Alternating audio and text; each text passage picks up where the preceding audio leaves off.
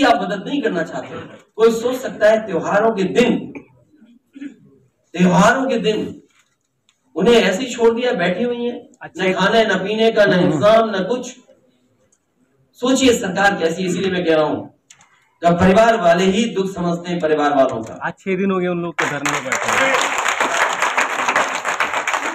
इस सरकार के पास क्या इतना भी खजाना नहीं कि 3,000 रुपए बढ़ा दे या 6,000 रुपए बढ़ा दे?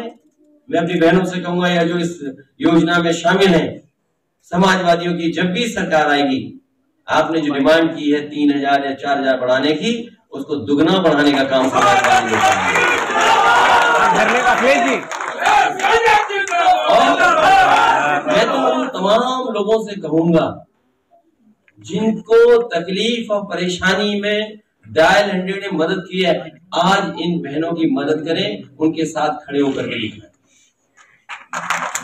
सोचिए कैसे एक्सप्लॉइट करते हैं गरीब को, धमकी दे रहे हैं कि अगर तुम नौकरी पे नहीं लौटोगी तो इससे भी कम में दूसरी लड़कियां काम करने को तैयार है।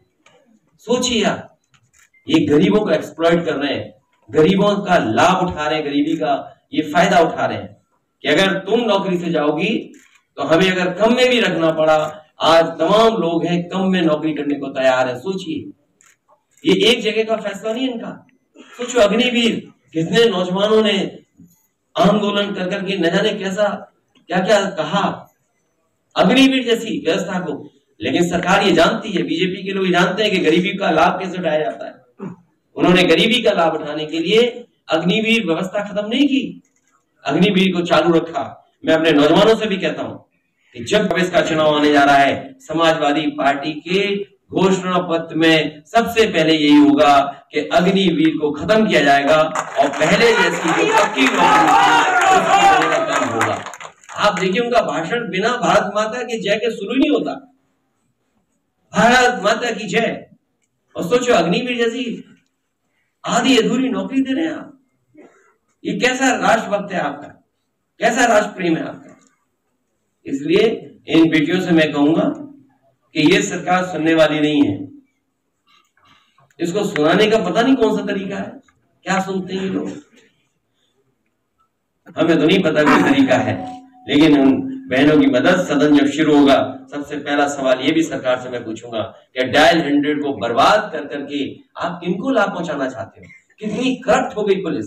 उस दिन वीडियो चल रहा था, एक पुलिस का अधिकारी पैसा लेकर के पकड़ा गया, पुलिस खींच के पुलिस को ले जा रही, बताओ, पुलिस चांदी में पकड़ी गई, चोरी में।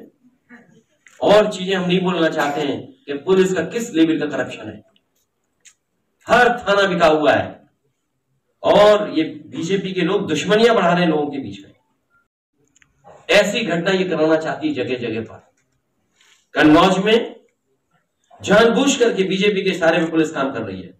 मैंने उस दिन अधिकारियों से भी कहा कि ऐसा करोगे तो दुश्मनियां बढ़ेंगी, और दुश्मनियां बढ़ेंगी तो हो सकता है इसका परिणाम आपको भी फेस करना पड़ेगा। आदरणीय आजम खान साहब का है, स्कूल छीन लिया आपने, आप पढ़ाई पे ताला लगाना चाहते हैं, समाजवादी पार्टी भी कार्यालय का बंद कर दिया आपने। ये सब समाजवादी लोग देख रहे हैं।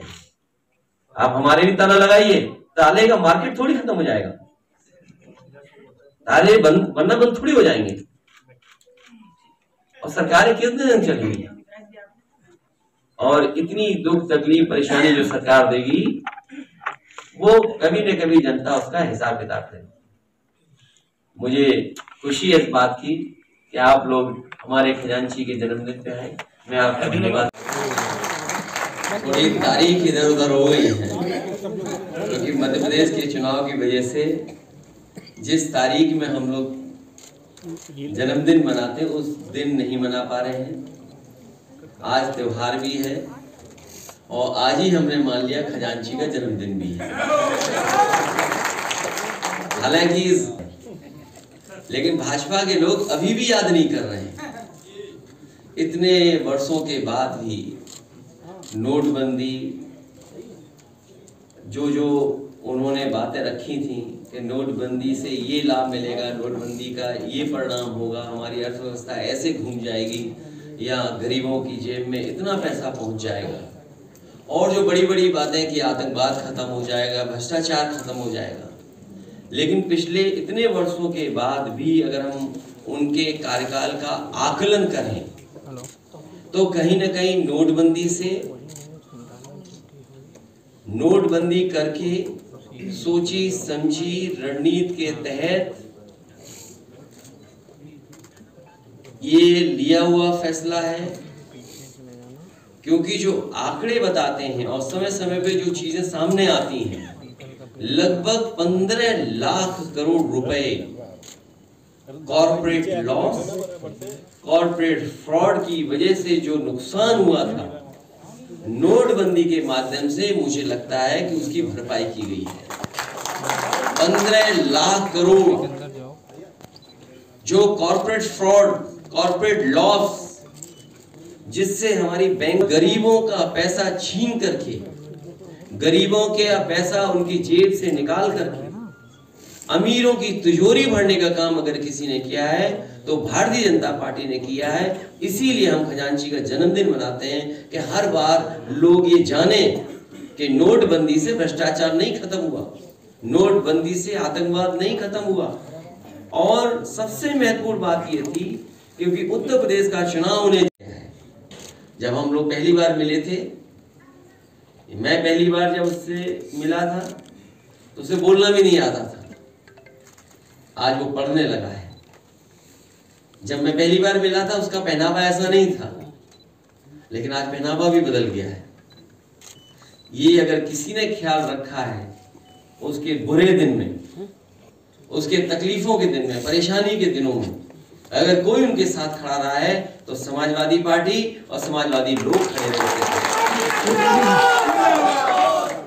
ये जो आंकड़े आते हैं कि हमारा कैश ट्रांजैक्शन मार्केट में कम होगा, लेकिन जो आंकड़े बता रहे हैं वो 33 लाख करोड़ रुपया अभी मार्केट में है जो कैश ट्रांजैक्शन चल रहा है।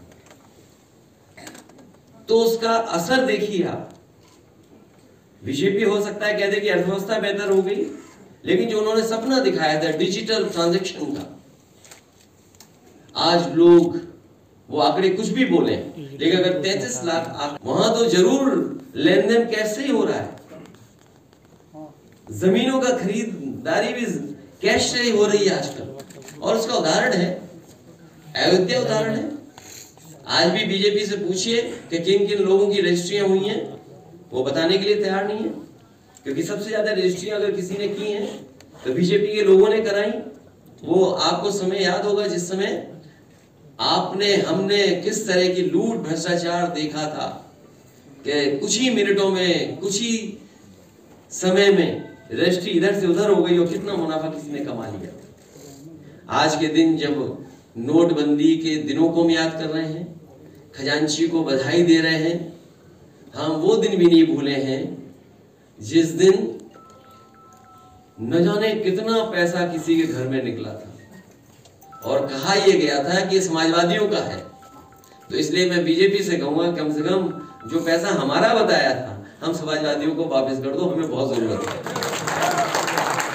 वो कानपुर में इत्र व्यापारी के घर पर, अरे पत्रकार साथियों उसमें तो आप मदद करो, क्योंकि खबर आप ही ने चलाई थी कि ये समाजवादियों का पैसा है। तो हम आपसे भी